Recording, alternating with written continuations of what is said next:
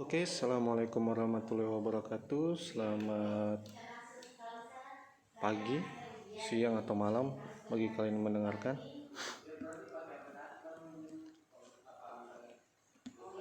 Oke, hari ini kita belajar tentang materi pembelajaran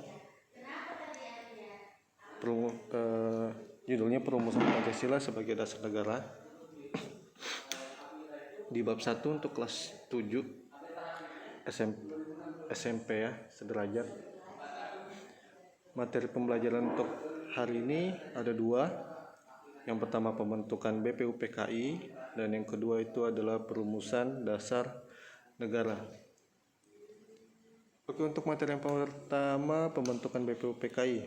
BPUPKI resmi dibentuk pada tanggal 29 April 1945 bertepatan dengan ulang tahun Kaisar Jepang, Kaisar Hirohito dan Dr. Kanjeng Raden Temenggung atau sering kita sebut DRK-RT Rajiman Widyadiningrat dari golongan nasional tua ditunjuk menjadi ketua BPUPKI dengan didampingi oleh dua orang wakil ketua muda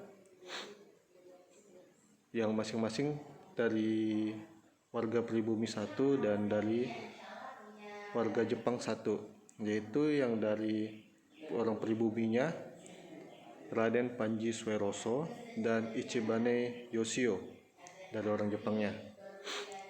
BPUPKI juga disebut atau bahasa Jepangnya Dokuritsu Jumbi Chosakai dan dengan anggota BPUPKI itu ada 62 orang yang terdiri atas tokoh-tokoh bangsa Indonesia dan 7 orang diantaranya adalah perwakilan dari orang Jepang. BPUPKI ya, BPUPKI mengadakan sidang sebanyak 2 kali. Itu secara resminya dan 1 kali sidang secara tidak resmi. Sidang resmi pertama kali dilaksanakan pada tanggal 29 Mei sampai 1 Juni 1945 membahas tentang dasar negara. Sidang kedua berlangsung pada tanggal 10 sampai dengan 17 Juli 1945 dengan membahas rancangan Undang-Undang Dasar. Jadi sebulan setelah sidang pertama dilaksanakan sidang kedua.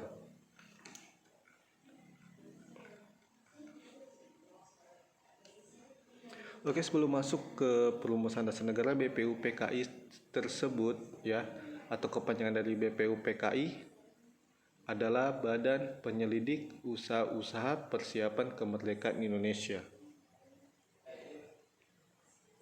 Bagi yang belum tahu, mungkin bisa menjadi informasi tambahan. Kita masuk di poin keduanya, perumusan dasar negara. Di sini ada beberapa tokoh pendiri negara mengusulkan rumusan dasar negara. Rumusan yang diusulkan memiliki perbedaan satu dengan yang lain, namun demikian rumusan-rumusan tersebut memiliki persamaan dari segi materi dan semangat yang menjiwai.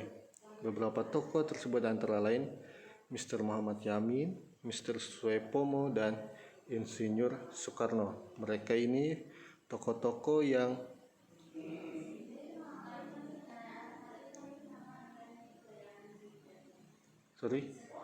adalah tokoh-tokoh yang ikut merumuskan dasar dari negara Indonesia. Pendapatnya dari Mr. Muhammad Yamin ya, untuk dasar negara Indonesia, yang pertama ketuhanan Yang Maha Esa, 2 kebangsaan persatuan Indonesia, yang ketiga rasa kemanusiaan yang adil dan beradab, dan keempat kerakyatan yang dipimpin oleh hikmat kebijaksanaan dalam permusyawaratan dan perwakilan, dan yang terakhir keadilan sosial bagi seluruh rakyat Indonesia. Itu pendapat dari Mr. Muhammad Yamin.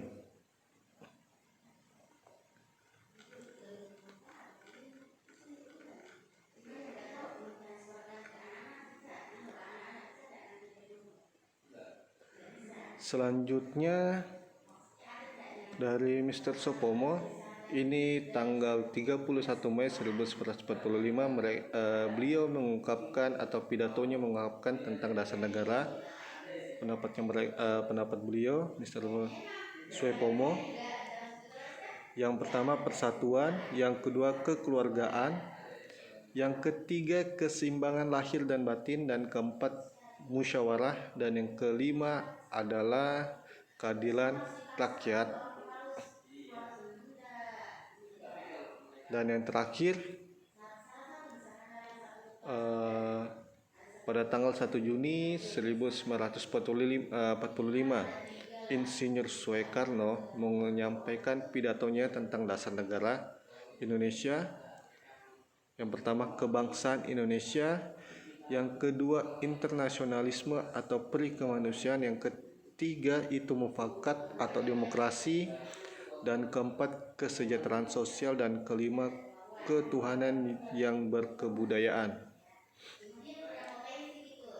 Dari tiga tokoh-tokoh tersebut, mereka merumuskan namanya dasar negara, dan dari poin-poin mereka atau rumusan-rumusan dasar negara mereka itu nantinya akan dibawa ke sidang lagi, ya, ke sidang untuk menentukan namanya dasar negara, atau pernah juga kita kenal dengan Piagam Jakarta.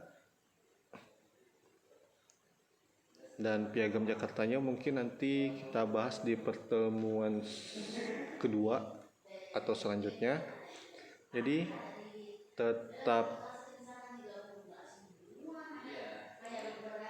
dukung channel ini, jangan lupa like dan subscribernya, dan tulis komentar-komentar apabila ada yang kurang dari video ini. Dukung terus dari komentar-komentar kalian.